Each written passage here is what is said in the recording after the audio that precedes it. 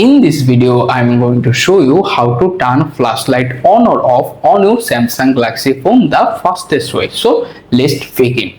First, grab your phone, swipe the top of the screen to open quick panel, then swipe again to open the quick settings page. Here you can see various options, but look for the flashlight icon.